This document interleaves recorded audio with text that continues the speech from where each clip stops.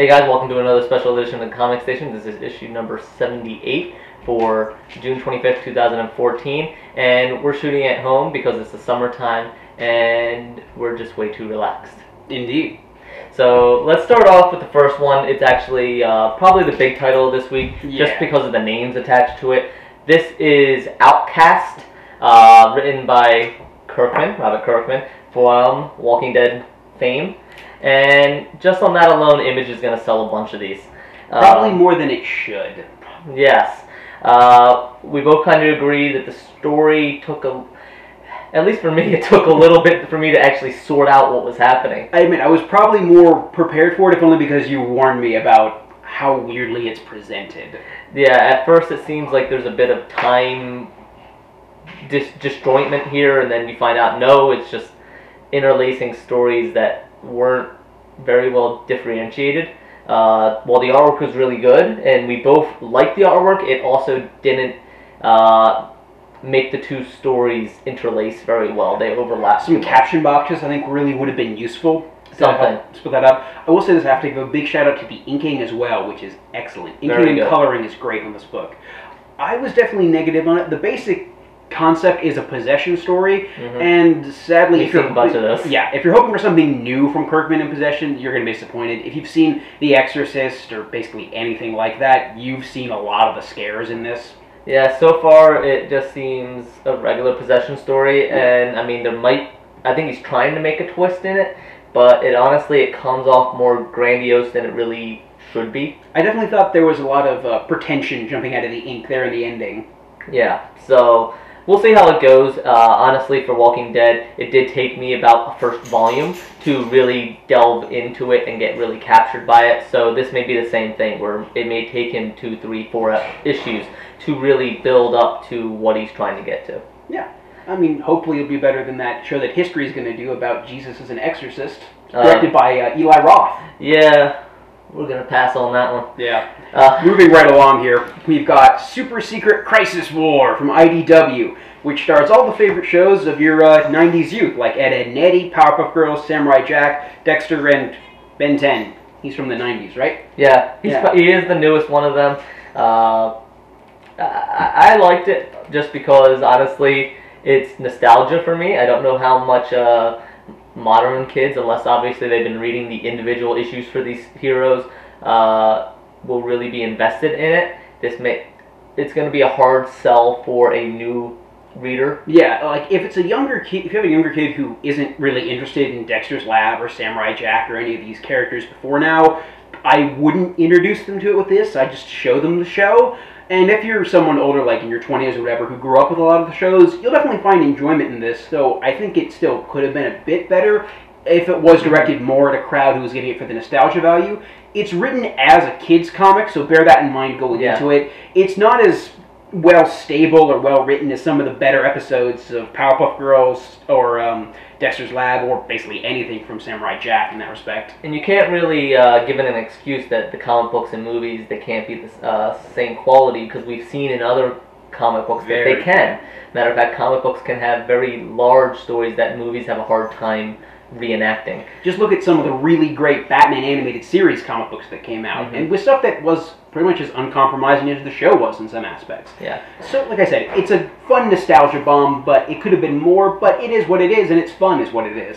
Yeah, I liked it, I enjoyed it. I do think they missed a opportunity, though, with the artwork. While it was very solid, it was very good. I thought that they could have made each of the different heroes, there's kind of like an Infinite Crisis kind of thing going on. Yeah, and Crisis on multiple cartoons. And they could have made it a little bit more, each world having its own art style. I think they missed an opportunity there, but maybe I'm just a dork like that. Moving right along, we've got Lagoon one-shot, One for the Road by Dark Horse. This really could have just been a Sunday comic. Yeah. I don't get it. Neither of us are really invested in the Goon, but we wanted to check out the one-shot because, you know, sometimes one-shots are a great jumping on point. True enough. And while it did have some entertaining moments, it really did seem like an elongated Sunday comic where it just went from one gag to the next. And it dragged a bit. I can definitely say after reading it, I didn't really feel the compulsion to read more Goon afterwards, so take that where you will. Yeah, if you like the Goon, go ahead and read it. Yeah.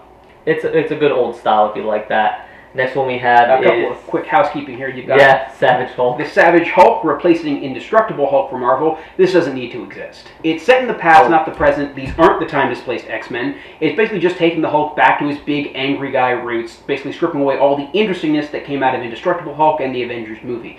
It's a shame because I really liked the Mark Waid one.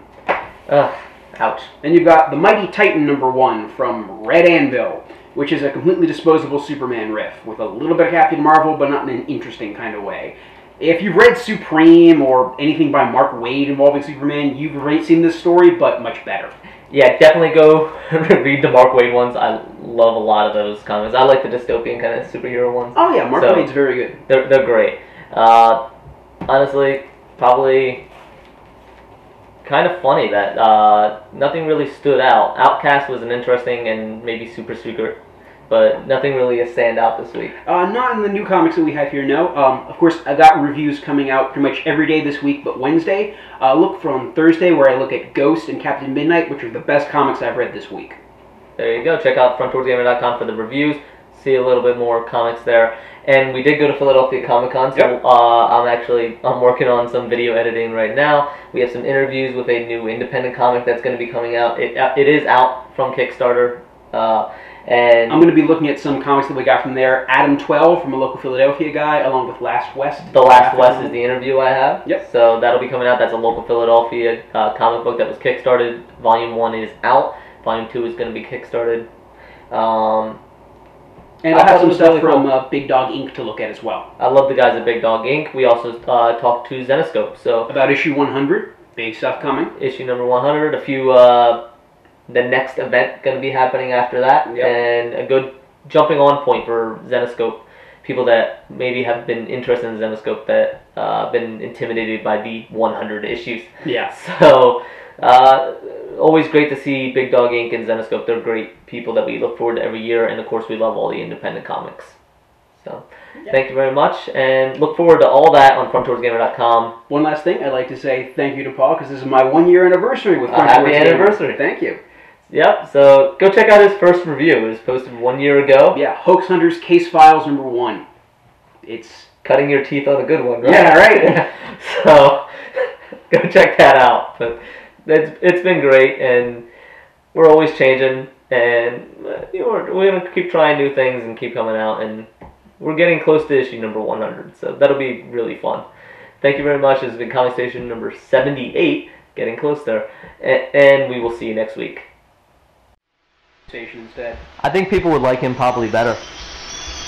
He is more charismatic. He's a comic dog. Right, Thor?